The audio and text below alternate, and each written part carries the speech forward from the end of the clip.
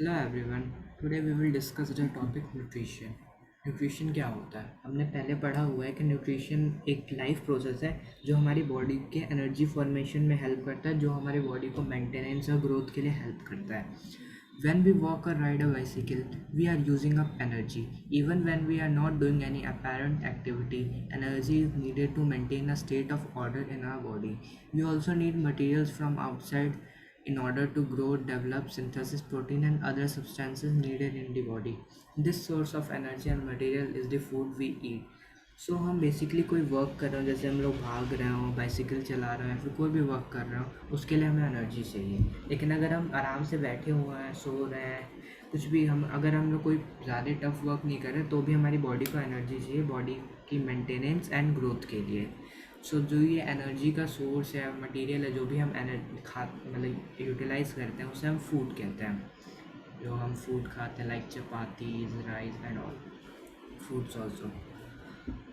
How do living things get their food?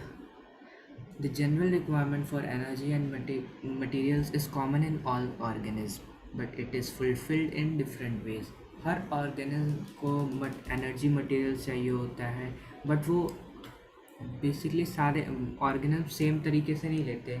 कुछ organism sunlight, oxygen, water का use करते हैं, तो कुछ हमारे ह्यूमन जैसे फूड खाते हैं like fruits, vegetables and all.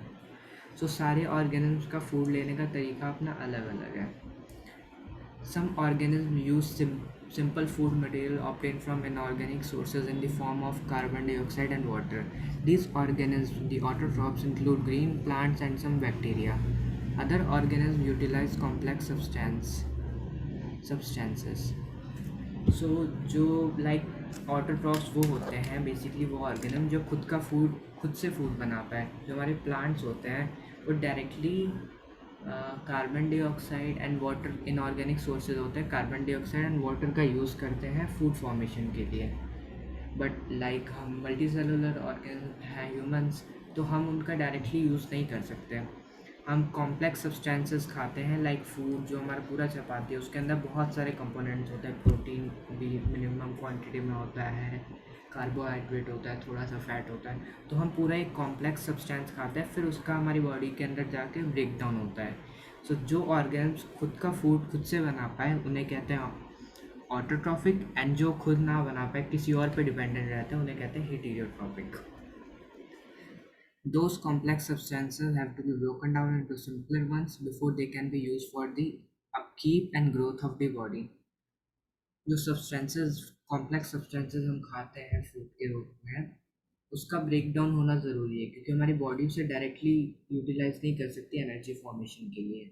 उसका ब्रेक डाउन होता है, फिर हमारी वो बॉडी तक पहुँचता है, फिर हमारी ग्रोथ एंड ऑल चीज़ें होती हैं। To achieve this, organisms use biocatalysts called enzymes. Thus, the heterotroph survival depends directly or indirectly on autotroph. सो ये पूरे न्यूट्रिशन प्रोसेस, या फिर कह सकते हैं हम फूड का ब्रेकडाउन में हम ऑर्गेनिज्म अलग अलग टाइप के बायो कैटलिस्ट यूज़ करते हैं। कैटलिस्ट बेसिकली वो होते हैं जो किसी भी केमिकल रिएक्शन के होने के लिए इंपॉर्टेंट होते हैं। तो जो बायो कैटलिस्ट हम यूज़ करते हैं उन्हें हम एंजाइम्स कहते हैं। तो हम हेटेरोट्रॉप से मतलब हम खुद का फूड खुद नहीं बना सकते, हम किसी भी मतलब वी कैन डायरेक्ट मतलब हम डायरेक्टली प्लांट्स पे यानी ऑटोट्रॉप्स पे डिपेंडेंट है, कि हम अगर वो रहेंगे तभी हमारा सर्वाइवल पॉसिबल है। Now autotrophic nutrition. Carbon and energy requirement of the autotrophic organism are fulfilled by photosynthesis. It is the process by which autotrophs take in substance from the outside and convert them into stored forms of energy. So carbon and energy requirement जो autotrophic organism यानी plants में है, वो photosynthesis एक process है, उसके through होती है। फोटोसिंथेसिस एक प्रोसेस होता है प्लांट्स के अंदर, मोस्टली ग्रीन प्लांट्स के अंदर होता है, जिसमें प्लांट्स सनलाइट एंड क्लोरोफिल के प्रेजेंट में वाटर एंड कार्बन डाइऑक्साइड के साथ रिएक्ट करके ग्लूकोज फॉर्म करते हैं, जिसका फॉर्मूला होता है C6H12O6, एंड रिजल्टेंट में थोड़ा ऑक्सीजन भी होता है जो हम ऑक्सीजन ब्रीथ करते हैं। तो फोटोसिंथेसिस एक बहुत इंपॉर्टेंट प्रोसेस है बैलेंस ऑफ ऑक्सीजन के लिए, क्योंकि फोटोसिंथेसिस एक एक प्रोसेस है जिसमें बहुत सारा ऑक्सीजन रिलीज करते हैं प्लांट जो हमारे लिए बहुत हेल्पफुल होता है सर्वाइवल के लिए. It is the process by which water takes substances from the outside and convert them into stored form of energy. तो इसी प्रोसेस से वो अपना फूड फॉर्म करते हैं एंड स्टोर करते हैं एनर्जी के फॉर्म में. This material is taken in the form of carbon dioxide and water. ये मटेरियल बेसिकली हमारा कार्बन डाइऑक्साइड एंड वाटर होता है जो सनलाइट एंड क्लोरोफिल की प्रेजेंस में रिएक्ट करते हैं. ये कार्बन डाइऑक्साइड एंड वाटर ये पूरा जो रिएक्शन होता है उसके बाद वो कार्बोहाइड्रेट के फॉर्म में आ जाता है. कार्बोहाइड्रेट के फॉर्म में एक तरह से प्रोडक्ट आ जाता है उसका जो कि सनलाइट एंड क्लोरोफिल की प्रेजेंस में होता है. Carbohydrates are utilised for providing energy to the plant. यही कार्बोहाइड्रेट प्लांट्स को एनर्जी प्रोवाइड करने के लिए यूज भी होता है. अब ऐसा तो है नहीं कि जितनी रिक्वायरमेंट है प्लांट एक ही बार उतना ही बस बनाएंगे. प्लांट्स थोड़ा ज़्यादा भी बनाता है और फिर वो जो ज़्यादा कार्बोहाइड्रेट है वो स्टार्च भी एक फूड मटेरियल होता है उसके फॉर्म में प्लांट्स के अंदर स्टोर रहता है कि जब भी नीड पड़े तो वो स्टार्च को ब्रेक डाउन करके उसे एनर्जी की तरह यूज़ करते हैं. Carbohydrates are utilized for providing energy to the plants. We will study how this takes place in the next section. The carbohydrates which are not used immediately are stored in the form of starch, which serves as internal energy reserve. तो starch basically plants के अंदर internal वाला एक reserve होता है energy reserve की कभी need पड़ने पे वो उसे use कर सके. Somewhat similar situation is seen in us, where some of the energy derived from the food we eat is in our body in the form of glycogen. अब हम भी ऐसा नहीं है कि जितनी रिक्वायरमेंट है उतनी बनाएंगे. हमारी बॉडी भी कुछ ज़्यादा मतलब थोड़ा सा ज़्यादा फूड से एनर्जी सिंथेसिस करती है. तो वो जो एनर्जी है वो ग्लूकोज के फॉर्म में होता है का मतलब कार्बोहाइड्रेट्स एंड ग्लूकोज के फॉर्म में. तो हमारे में अगर एक्सेसिव ज़्यादा हो जाती है तो हमारी बॉडी उसे ग्लाइकोजन नाम का एक मटेरियल होता है उसके फॉर्म में स्टोर कर देते हैं कि अगर हमें एक तरह से एनर्जी रिजर्व होता है वो जिससे हम बाद में अगर कभी हमें फूड नहीं मिल रहा बहुत टाइम तक तो हम उसका यूज़ करते हैं.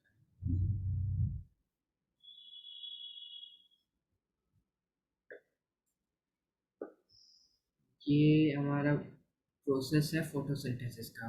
6 CO2 के मॉलिक्यूल्स 12 H2O यानी वाटर के मॉलिक्यूल्स क्लोरोफिल एंड सनलाइट की प्रेजेंस में C6H12O6 फॉर्म करते हैं जो ग्लूकोज एंड थोड़ा सा वॉट थोड़ा सा ऑक्सीजन भी एंड वाटर. वाटर बेसिकली ये ट्रांसपिरेशन होता है. ट्रांसपिरेशन में जो ट्रांसपिरेशन एक प्रोसेस होता है जिसमें प्लांट्स अपने वाटर लूज करते हैं थ्रू स्टोमेटा. फोटोसिंथेसिस के प्रोसेस के टाइम में होता है. Let us now see what actually happens during the process of photosynthesis. The following events occur. अब हमें देखना है कि फोटोसिंथेसिस का जो प्रोसेस होता है उनके उसके अंदर क्या क्या होता है कौन कौन से प्रोसेस होते हैं.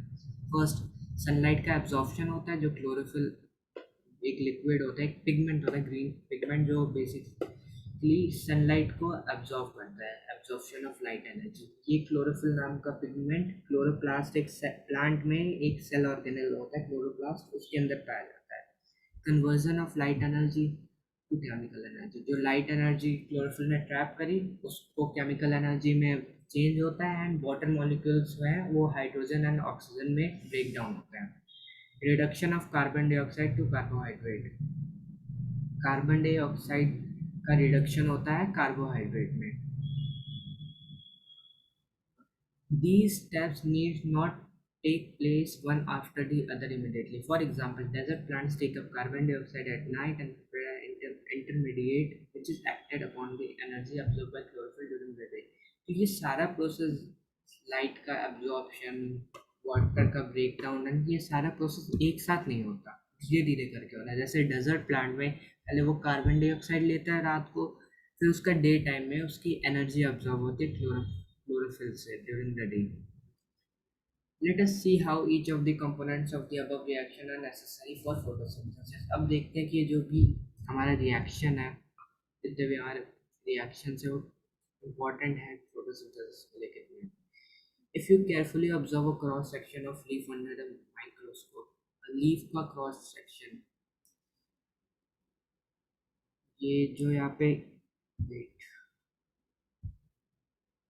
ये जो यहाँ पे स्मॉल स्मॉल पोर दिख रहे हैं सर्कुलर पोर ये होते हैं क्लोरोप्लास्ट जिसके अंदर क्लोरोफिल होता है जो सनलाइट ट्रैप करने में हेल्प करता है. You will notice that some cells contain green dots. ये green dots, this is chloroplast. You These green dots are cell organelles called chloroplast, which contain chlorophyll. Let us do an chlorophyll बहुत important होता है इस पूरे process के लिए, photosynthesis के लिए. Now let us study how the plants obtains carbon dioxide. In class 9 we had talked about stomata. Stomata. Stomata small pores होते हैं जो leaves की surface पे present होते हैं. तो basically exchange of gases and water के exchange में भी help करते हैं. Which are tiny pores present in present on the surface of leaves. Tiny pores, massive amounts of gases exchange take place in the leaves through these pores for the purpose of photosynthesis. तो ये जो tiny pores होते हैं stomata, इनका function होता है gases exchange and ये water exchange में भी हेल्प करते हैं. जो हमारा ट्रांसपिरेशन प्रोसेस होता है वो वो वाटर लॉस जो होता है प्लांट्स का ट्रांसपिरेशन के थ्रू, वो बेसिकली स्टोमेटा की वजह से होता है. तो स्टोमेटा ओपन रह जाता है तो वो वाटर लॉस होने लगता है प्लांट से.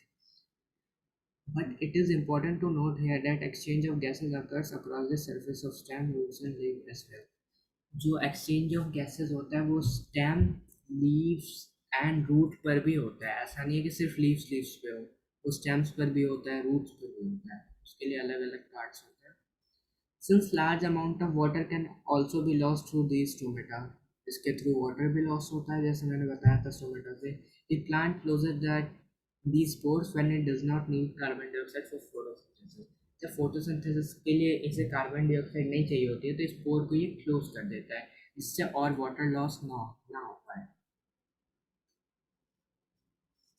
The opening and closing of the pore is a function of Gartson. Opening and जो भी इन पोर्स का ओपन, स्टोमेटल पोर का ओपन होना एंड क्लोज होना, ये सारे एक सेल होते हैं गार्ड सेल, उनका फंक्शन होता है. ये guard cell. The guard cells swell when water flows into them. जब इनके अंदर वाटर जाता है तो ये गार्ड सेल्स स्वेल हो जाते हैं, मतलब खुल जाते हैं, जिसकी मदद से ये स्टोमेटल पोर भी खुल जाता है. सिमिलरली अगर इनके पास उतना इनफ पानी नहीं है तो श्रिंक हो जाता है, सिकुड़ने लगते हैं, फिर ये स्टोमेटल पोर भी छोटा हो जाता है. लाइक ये वाला केस जो है इसमें गार्ड सेल्स के पास वाटर है तो वो स्वेल हो रखा है जिससे ये स्टोमेटल पोर खुला हुआ है. लेकिन इसमें इनके पास उतना पानी नहीं है तो श्रिंक हो रहा है तो ये स्टोमेटल पोर बंद हो रहा है.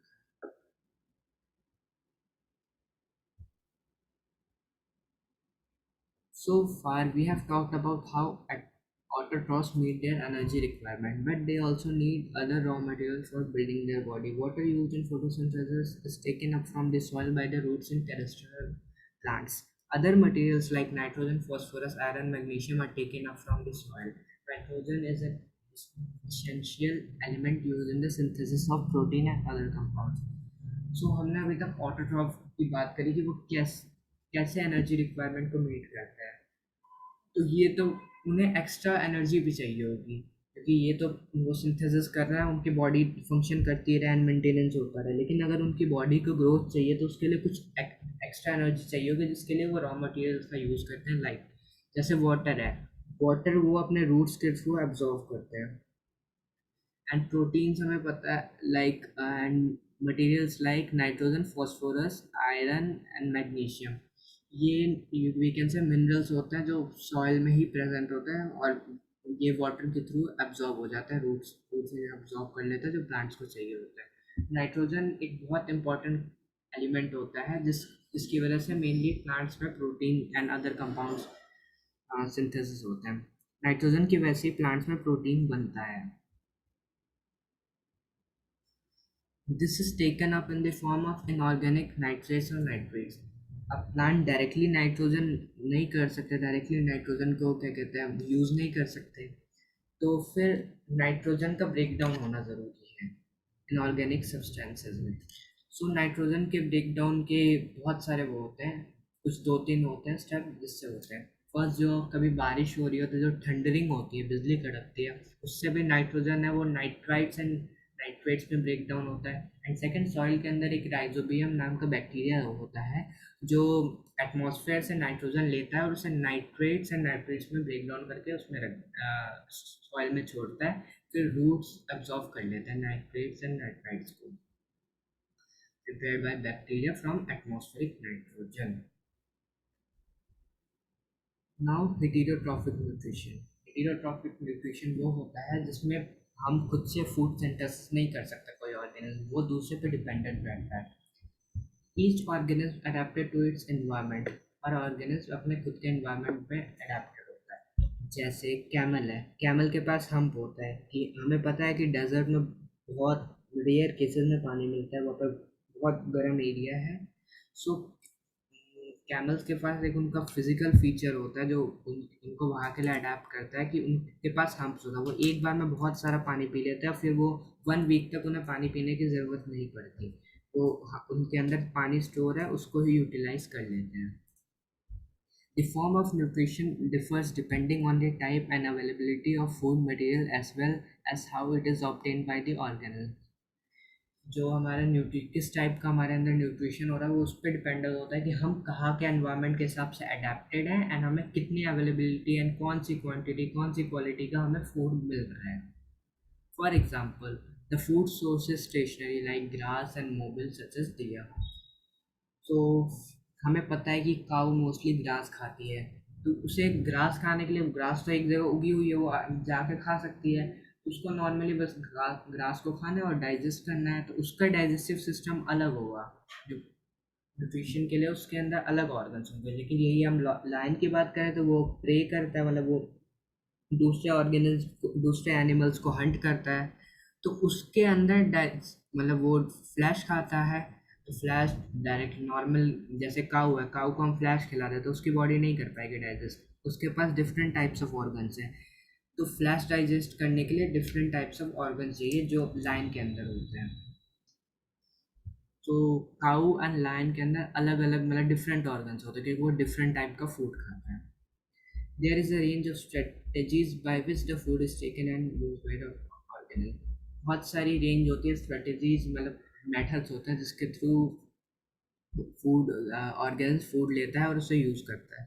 Some organs break down the food material outside the body and then absorb it. कुछ ऑर्गेनिज्म होते हैं जो फूड को बाहर बाहर ब्रेक डाउन करते हैं फिर अपने खाते हैं, लेकिन कुछ होता है पहले खाते हैं फिर उसका ब्रेक डाउन की बॉडी के अंदर होता है। For example, fungi like bread moulds, yeast and mushrooms बाहर ब्रेक डाउन करते हैं फिर उनको खाते हैं।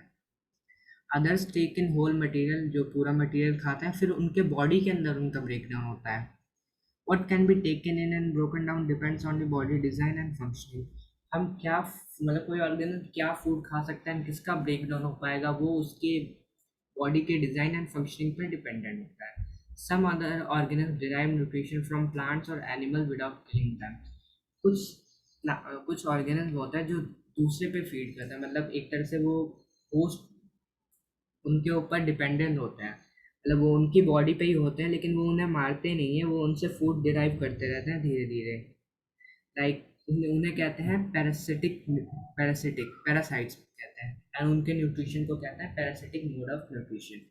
Parasitic nutritive strategy is used by a wide variety of organism like cuscuta. हमने कई बार ट्रीज पे देखा होगा, उन पे येलो येलो करके एक बेल होती है वो लटकी रहती है, वो एक तरह से पैरासिटिक मोड ऑफ न्यूट्रिशन होता है जिसमें वो जो कैस्केटा होता है जिसे अमर बेल भी कहते हैं, वो उस ट्रीज को होस्ट बना के उससे अपना एनर्जी के लिए फूड डिराइव कर रहा होता है। Ticks, lice, leeches and tapeworms and roundworms भी होते हैं जो हमारी स्टमक एंड इंटेस्टाइन में होते हैं, वो हमारी कई बार इन्फेक्शन या फिर किसी के थ्रू वो हमारी बॉडी में चले जाते हैं जहाँ पे वो स्टमक के अंदर एंड इंटेस्टाइन के अंदर हम जो खाते हैं उसको डिराइव करते हैं और हमारी बॉडी के अंदर ही रहते हैं और हमें यूज़ करते हैं उनको फीड करने के लिए। Next topic, how do organism obtain their nutrition. Since the food and the way it is obtained differ, the digestive system is different in various organisms. जैसे कि हर ऑर्गेनिज्म अलग फूड खाता है, अलग टाइम पे खाता है, अलग क्वालिटी का खाता है, अलग तरीके से खाता है, तो उनके जो डाइजेस्टिव सिस्टम होते हैं वो भी हर ऑर्गेनिज्म में अलग अलग होते हैं। In single-celled organisms, the food may be taken in by the entire surface, but as the complexity of the organism increases, different parts become specialized to perform different functions. अगर हम सिंगल सेल्ड ऑर्गेनिज्म की बात करें तो वो directly food को अपने अंदर ले लेते हैं और फिर उन्हें डाइजेस्ट करते हैं, फिर उन्हें एक्सक्रीट करते हैं जो वेस्ट प्रोडक्ट होगा। लेकिन जैसे ही हम और हमारी बॉडी कॉम्प्लेक्स होती जाती है लाइक मल्टी सेलुलर ऑर्गेनिज्म में, वो फूड को लेते हैं और उनके पास डिफरेंट टाइप्स ऑफ ऑर्गन होते हैं जो डिफरेंट टाइप में फूड का ब्रेक डाउन करते हैं, अलग अलग फंक्शन होते हैं फूड ब्रेक डाउन में उनके। For example, amoeba takes in food using temporary finger like extension of the cell surface which fuse over the food particle performing a food vacuole. So amoeba होता है उसके पास temporary finger like extension होते हैं जिसे हम कहते हैं pseudopodia. This pseudopodia ये आप मतलब खुद को स्प्रेड करते हैं जब अगर कोई फूड वैक्यूल हो सामने, और उसे अपने अंदर से स्प्रेड करके और डिफ्यूजन के प्रोसेस के थ्रू वो अपने अंदर उसे ले लेते हैं, और फिर उसका धीरे धीरे वो अपने अमीबा अपने एंजाइम्स रिलीज करता है जिससे उस फूड वैक्यूल का ब्रेक डाउन होता है, फिर वो डाइजेस्ट होता है एंड फिर वो एक्सक्रीट ही कर देता है। तो भी वेस्ट प्रोडक्ट होता है वो अपने सेल मेम्ब्रेन के थ्रू उसे बाहर निकाल देता है। ये पूरा प्रोसेस होता है जो सेल मेम्ब्रेन से अमीबा फूड वैक्यूल को अपने अंदर लेता है, इसे कहते हैं endocytosis. Endocytosis is the process in which amoeba takes in food by engulfing the food vacuole through cell membrane or selectively permeable membrane. Move to the surface of the cell and from to यहाँ पे excrete भी हो जाता है इसका, यहाँ पे food digest हुआ है इधर से ये रिलीज भी कर देता है जो भी वेस्ट प्रोडक्ट होता है like gases. Paramecium, which is also a unicellular organism. The cell has a definite shape and food is taken it in at a specific spot. Food is moved to the spot by movement of cilia which covers the entire surface of the cell. Paramecium एक वो भी एक single celled organism होता है। वो single celled organism होता है, वो कुछ इस टाइप से दिखता है। इसमें इसके पास स्ट्रक्चर होता है हेयर लाइक स्ट्रक्चर जिसे सीलिया कहते हैं। वो ये इसकी शेप फिक्स्ड होती है, अमीबा की शेप फिक्स नहीं होती, वो उसकी फिगर या फिर शेप चेंज होते हैं, लेकिन इसकी फिक्स्ड होती है। तो इसके अंदर एक स्पॉट होता है जहाँ से ये फूड को इंगल्फ करता है। फिर जो उसके हेयर लाइक स्ट्रक्चर होता है, फूड जैसे इनके पास आता है तो इनकी मूवमेंट होती है एंड फूड वैक्यूल धीरे धीरे धीरे धीरे जहाँ पे इसका डाइजेशन स्पॉट या फिर इंगल्फिंग स्पॉट होता है वहाँ पे जाता है, फिर वहाँ से इसे इंगल्फ कर लेता है। मूवमेंट ऑफ सीलिया बेसिकली ये सीलिया के मूवमेंट से अपना न्यूट्रिशन के प्रोसेस को कैरी ऑन करता है। Now nutrition in human beings, most important. The alimentary canal is basically a long tube extending from the mouth to the anus. ये जो पूरा न्यूट्रिशन का प्रोसेस होता है फिर डाइजेशन का प्रोसेस ह्यूमन बीइंग्स के अंदर, वो पूरा एक यू कैन से पाथवे होता है, उस पाथवे को कहते हैं एलिमेंट्री कैनाल। ये हमारे माउथ से स्टार्ट होती है और एनस पे एंड होती है। We can see that the tube has different parts where its region are specialized to perform different function. So इस ट्यूब के अंदर जो ये हमारा एलिमेंट्री कैनाल है इसके अंदर डिफरेंट डिफरेंट पार्ट्स होते हैं जो डिफरेंट डिफरेंट फंक्शन करते हैं फूड को ब्रेक डाउन करने में। We eat various types of food which has to pass through this same digestive tract. Naturally, the food has to be processed to generate particles which are small and of the same texture. अब हम humans हैं, हम बहुत different types के food खाते हैं। जो जो सेम डाइजेस्टिव ट्रैक्ट होता है एलिमेंट्री कैनाल उसके थ्रू ही सारे फूड पार्टिकल्स पास होता है। ऐसा तो है नहीं कि कोई फूड हमारे एलिमेंट्री कैनाल से जा रहा है कोई कहीं और से जा रहा है, सारे फूड आइटम्स एलिमेंट्री कैनाल से ही जाते हैं। वो जो पूरा फूड है वो जो स्मॉल एंड सेम स्ट्रक्चर के होते हैं, क्योंकि उसका ब्रेक डाउन हो चुका होता है हमारे माउथ में तो वो स्मॉल होते हैं, मोस्टली सेम ही होते हैं। This is achieved by crushing the food with the teeth. ये जो हम इसमें स्मॉल करते हैं और सेम टेक्सचर करते हैं, हमारे जब ये फूड हम किसी को माउथ में डालते हैं अपने फूड को, तो जो हमारे टीथ होते हैं ये इसको क्रश करते हैं, मतलब एक तरह से तोड़ते हैं। इसके स्मॉल स्मॉल पार्ट्स हो गए।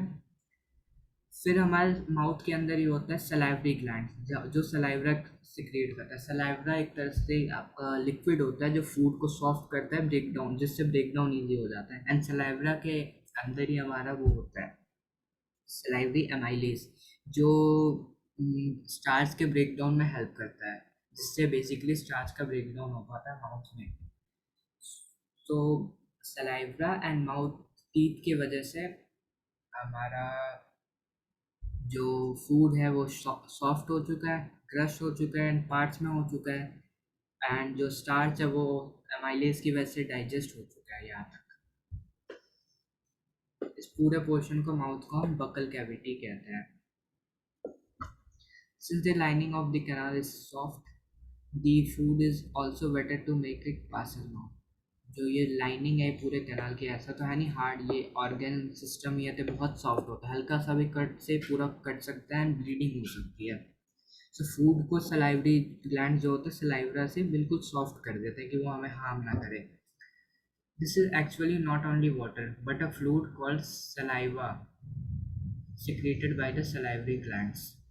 Another aspect of the food we ingest is its complex nature. If it is to be absorbed from the alimentary canal, it has to be broken into smaller molecules. जो हम food खाते हैं वो बहुत complex structure होता है, तो ये भी इम्पोर्टेंट है कि उसको स्मॉलर मॉलिक्यूल्स में ब्रेक डाउन करें, जिससे हम उसे अपने एलिमेंट्री कैनाल्स के थ्रू पूरा डाइजेशन कर पाएँ उसका। This is done with the help of biological catalyst called enzyme. तो ये एक एंजाइम होता है, उसकी वजह से होता है। This saliva contains an enzyme called salivary amylase. ये अमाइलेज जो है सलाइवरी अमाइलेज, ये स्टार्च को सिंपल शुगर में ब्रेक करता है, जिससे इसका बॉडी के अंदर डाइजेशन और इजी होता है। The food is mixed thoroughly with the saliva and moved around the mouth while chewing by the muscular tongue. Food पूरी तरह से सलाइवा से मिक्स हो जाता है एंड टंग एंड टीथ उस फूड को smaller molecules and smaller parts में ब्रेक करते हैं। It is necessary to move the food in a regulated manner along the digestive tube so that it can be processed properly in each part. The lining of canal has muscles that contract rhythmically in order to push the food forward. This peristaltic movement occurs all along the canal. So food का soft होना important है, food का breakdown होना important है, तभी जो हमारे oesophagus है, ईसोफेगस हमारा इसे फूड पाइप भी कहते हैं, जो ये वाला पोर्शन है पूरा, इस इसके थ्रू फूड जाता है। तो अगर सॉफ्ट हो गया, फूड ब्रेक डाउन हो गया, फिर वो ईसोफेगस के यहाँ पे एंट्रेंस पे आ गया। तो ऐसा तो है नहीं कि ईसोफेगस बहुत पतला है, वो मतलब बहुत मोटा है कि एकदम से डालते ही फूड सारा नीचे चला जाएगा, वो पतला है। तो ईसोफेगस एक मूवमेंट करता है जिसका नाम होता है पेरिस्टाल्टिक मूवमेंट। इसमें बेसिकली जो ईसोफेगस है कॉन्ट्रैक्ट एंड एक्सपैंड होता है, जिससे फूड नीचे तक जा पाए, स्टमक तक हमारे रीच करता है। From the mouth, the food is taken to the stomach through the food pipe or esophagus. तो हमारे माउथ से फूड पाइप के थ्रू ईसोफेगस के थ्रू यानी स्टमक में जाता है। Stomach is a large organ. Stomach एक बहुत बड़ा ऑर्गन है जो जब उसके अंदर फूड आता है तो वो एक्सपेंड होता है। The muscular walls of the stomach help in mixing the food truly with more digestive juices. The digestion in stomach is taken care of by the gastric glands present in the walls of the stomach. These care of by the gastric these release hydrochloric acid, protein digesting enzyme called pepsin and mucus. The hydrochloric acid creates an acidic medium which facilitates which facilitates the action of the enzyme pepsin. What other function do you think is served by the acid? The mucus protects the inner lining of the stomach from the action of the acid under normal condition. So esophagus के through हमारा food stomach में आता है, तो अब stomach food को churn and meshes करता है लाइक तरह से, और फूड को और तोड़ता है। स्टमक के अंदर हमारे 3 तरह के एंजाइम्स प्रेजेंट होते हैं। पहला HCl यानी हाइड्रोक्लोरिक एसिड, दूसरा म्यूकस एंड तीसरा पेप्सिन। सो हाइड्रोक्लोरिक एसिड होता है यानी HCl, पेप्सिन के साथ रिएक्ट करके प्रोटीन डाइजेशन में हेल्प करता है। वो HCl पेप्सिन के साथ रिएक्ट करता है, जिससे जितना भी स्टमक में सब है वो एसिडिक बन जाता है, जिससे प्रोटीन का डाइजेशन इजीली होता है। लेकिन अगर एसिडिक बना है तो स्टमक को वो हार्म भी कर सकता है, तो उसके लिए तीसरा एंजाइम हमारे पास है म्यूकस, जो स्टमक के लाइनिंग पर प्रेजेंट होता है, जिससे वो एसिड उस स्टमक की लाइनिंग को डैमेज नहीं कर पाता है। वो म्यूकस प्रोटेक्ट करता है हमारे स्टमक को। तो हमारे स्टमक में 3 एंजाइम्स होते हैं, HCl, mucus and pepsin. Pepsin का काम होता है प्रोटीन डाइजेशन, जो HCl के साथ रिएक्ट करके जो भी स्टमक के अंदर सब है उसको एसिडिक बना के फिर वो प्रोटीन डाइजेस्ट करता है। एंड म्यूकस इस एसिडिक कंडीशन से बचाता है हमारे स्टमक को।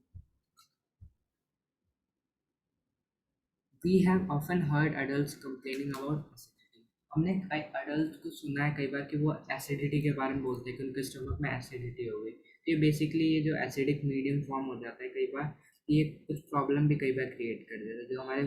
जो हमें कंप्लेंट्स आती है कि हमें एसिडिटी हो गई है स्टमक में, स्टमक एक हो रहा है, तो बेसिकली इस HCl की वजह से होता है। The exit of food from the stomach is regulated by a sphincter muscle, which releases it in small amounts into small intestine. अब स्टमक में प्रोटीन का ब्रेकडाउन हो गया है एंड फिर वो स्टमक के स्पिंक्टर मसल के थ्रू स्मॉल इंटेस्टाइन में जाता है। From the stomach the food now enters the small intestine. फिर वो फूड स्मॉल इंटेस्टाइन में जाता है। This is the longest part of the alimentary canal which is fitted into compact space because of extensive coiling. ये जो हमारा small intestine है, alimentary canal की अप्रॉक्सीमेट लेंथ होती है 7 मीटर के अप्रॉक्स, और स्मॉल इंटेस्टाइन इस पूरे एलिमेंट्री कैनाल में सबसे बड़ा होता है, मतलब सबसे बड़ा पार्ट होता है। स्मॉल इंटेस्टाइन की approx length we can say 5 to 6 metre के अंदर वेरी करती है। अब आप लोग सोचेंगे कि 5 to 6 मीटर हमारी बॉडी में कैसे आता है, तो स्मॉल इंटेस्टाइन की वॉल्स बहुत वी कैन से बहुत नैरो होती हैं। ये एक तरह से कॉयल कॉयल फॉर्म कर लेती है सर्कुलर में, जिससे ये बहुत कम जगह लेती है, बट इनकी लेंथ बहुत ज़्यादा होती है। This is the longest part of alimentary canal. The length of small intestine differ in various animals depending on the food they eat. Alimentary canal की लेंथ हर ऑर्गेनिज्म में वेरी करती है, वो किस टाइप के फूड खाते हैं उस हिसाब से उनका वो एलिमेंट्री कैनाल होता है। Herbivorous eating grass need a longer small intestine to allow the cellulose. Herbivorous जो काऊ है उनके पास और भी बड़ी स्मॉल इंटेस्टाइन चाहिए होगी जिससे वो सेलुलोज को डाइजेस्ट कर पाए। Meat is easier to digest, meat का डाइजेशन ईजी है। तो कार्निवोरस लाइक टाइगर्स, उनको थोड़ा स्मॉल इंटेस्ट मतलब थोड़ी छोटी छोटी स्मॉल इंटेस्टाइन चाहिए होगी। The small intestine is the site of complete digestion of carbohydrate, proteins, and fats. It receives the secretion of the liver and pancreas for this purpose. The food coming from the stomach is acidic and has to be made alkaline for the pancreatic enzyme to act. Small intestine हमारी body के अंदर वो मतलब part है, मतलब पूरी alimentary canal में जहाँ पे पूरा फूड सारा फूड डाइजेस्ट हो ही जाता है, जो बचा हुआ होता है वो आगे हम पढ़ेंगे। मतलब ये यहीं पे जितना भी कंप्लीट डाइजेशन होता है फूड का होता है मेनली, चाहे वो कार्बोहाइड्रेट हो, प्रोटीन हो या फैट हो। इसके पास पेनक्रियाज एंड लिवर से वो आता है, सिक्रीशन आता है, वी कैन से एंजाइम्स आते हैं। पेनक्रियाज के लिपेज एंड ट्रिप्सिन आते हैं। लिपेज हमारे इमल्सिफाइड फैट को डाइजेस्ट करने में हेल्प करता है एंड ट्रिप्सिन प्रोटीन को डाइजेस्ट करने में हेल्प करता है। एंड लिवर का एक सिक्रीशन होता है बाइल जूस जो आता है। बाइल जूस बेसिकली जो एसिडिक, वो हमने लास्ट में पढ़ा था कि स्टमक के अंदर वो HCl की वजह से सारा फूड मटेरियल एसिडिक हो जाता है, सारा मीडियम एसिडिक हो जाता है। तो बाइल जूस बेसिकली उसे अल्कलाइन या फिर नॉन एसिडिक बनाने में हेल्प करता है फॉर द पेनक्रियाज, जिससे वो पेनक्रियाटिक एंजाइम जो भी है वो उस पर एक्ट कर पाए। Bile juice from the liver accomplish this in addition to acting on fats. ये साथ में उसे अल्कलाइन तो बनाते ही अपने मीडियम को बाइल जूस, और उससे फैट डाइजेशन में भी थोड़ा सा फैट पे भी रिएक्ट करता है। फैट्स जो हमारे इंटेस्टाइन में होते हैं वो लार्ज लार्ज कॉम्प्लेक्स सब्सटेंस के फॉर्म में प्रेजेंट होते हैं, जिसके लिए पैनक्रियाटिक जितने भी एंजाइम है, जो भी एंजाइम है वो डायरेक्टली उसे डाइजेस्ट नहीं कर सकता। तो बाइल जूस में बाइल सॉल्ट होता है जो उसे स्मॉल पार्ट्स में ब्रेक डाउन करता है फैट्स को, जिससे एंजाइम अच्छे से एक्शन करता है और अच्छे से डाइजेशन होता है उस फैट का। This is similar to emulsifying action of soaps on dirt that we have learned in that we learnt about in chapter 4. तो ये सिमिलर है emulsifying एक्शन जो सोप्स में हो, सोप्स और डर्ट का सोप का डर्ट के ऊपर होता है, सेम है जो हम चैप्टर 4 में पढ़ा होगा। पेनक्रियाज सिक्रेट्स पेनक्रियाटिक जूस, मैंने बताया ही अभी कि पेनक्रियाज पेनक्रियाटिक जूस सिक्रेट करता है जो ट्रिप्सिन होता है प्रोटीन के लिए एंड लिपेज होता है एमल्सिफाइड फैट के लिए। Small The walls of small intestine contain glands which secrete intestinal juice. A small intestine के पास भी glands होता है जो intestinal juice secrete करते हैं. The enzymes present in it finally convert the protein to amino acid, complex carbohydrate into glucose and fats into fatty acid. तो ये जो intestinal juice होता है ये प्रोटीन्स को अमीनो एसिड में कन्वर्ट करता है, कॉम्प्लेक्स कार्बोहाइड्रेट को ग्लूकोज में एंड फैट्स को into fatty acids and glycerol. Digestive food is taken up by the walls of intestine. The inner lining of the small intestine has numerous finger-like projections called villi, which increase the surface area for absorption. The villi are richly supplied with blood vessels, which take the absorbed food to each and every cell of the body, where it is utilized for obtaining energy and building up nutrition and the repair of all tissue. अब intestinal juice से protein amino acid complex carbohydrate glucose and fatty acid में convert हो गया। तो फिर ये small intestine के wall पे फिंगर लाइक स्ट्रक्चर्स होते हैं जिनका नाम होता है विलाई। विलाई हमारे पूरे नर्व जितने भी नर्व्स हैं ना, मतलब स्टमक कह रहा हूँ, विलाई उन नर्व से कनेक्टेड होता है। तो विलाई बेसिकली अभी जो भी हमारा सब्सटेंस है amino acid glucose fats fatty acid and glycerol को वेन्स में नर्व्स में भेजता है, विली एब्जॉर्ब करके उन्हें नर्व्स, क्योंकि वो नर्व से कनेक्टेड होता है तो वो फिर नर्व्स में जाते हैं और जहाँ पे भी कि जिस सेल को या फिर जिस ऑर्गन को उस एनर्जी या फिर उस कंपोनेंट की नीड है वहाँ तक पूरे बॉडी में वो ट्रांसपोर्ट होता है नर्व्स के थ्रू, जिससे हमारी बॉडी को एनर्जी मिल पाए, बॉडी बिल्डिंग हो पाए और न्यू टिश्यूज फॉर्म हो पाए एंड रिपेयर हो पाए old tissue. The unabsorbed food is sent into large intestine where its wall absorb water from this material. ऐसा तो है नहीं कि सारा फूड डाइजेस्ट हो जाएगा, कुछ अगर कुछ जो भी फूड हमारे डाइजेस्ट नहीं हो पाया और वो बच गया तो फिर वो स्मॉल इंटेस्टाइन के बाद लार्ज इंटेस्टाइन में जाता है. लार्ज इंटेस्टाइन जितना भी फूड उस फूड के अंदर वाटर होता है, क्योंकि वाटर हार्मफुल नहीं होता हमारी बॉडी के लिए, तो वो उस वाटर को एब्जॉर्ब कर लेता है, जब भी बॉडी की नीड है तो उसे यूटिलाइज कर लेती है बॉडी. एंड जो भी फिर अनडाइजेस्टेड फूड है वो रेक्टम में स्टोर रहता है, फिर जब रेक्टम में स्टोर रहता है फिर वो एक्सक्रीट हो जाता है by anal sphincter and through anus. Anus के थ्रू एक्सक्रीट हो जाता है, अनडाइजेस्टेड फूड होता है जो रेक्टम में स्टोर रहता है. The rest of the material is removed from the body by anus. Anus के through excrete हो जाता है. The exit of these waste material is regulated by the anal sphincter. Anal sphincter एक organ या फिर part होता है, उसके थ्रू ये जो भी वेस्ट मटेरियल है वो बाहर जाता है. न्यूट्रिशन का हमारा last topic dental caries. Dental caries और tooth decay causes gradual softening of enamel and dentine.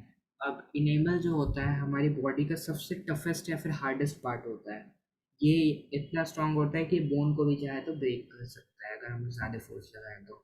Enamel basically हमारे जो टीथ में वाइट वाइट कवरिंग होती है उसे कहते हैं enamel.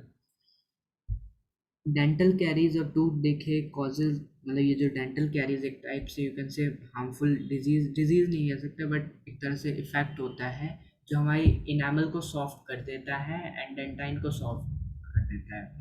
It begins when bacteria acting on sugar produce acid that softens or demineralize the enamel.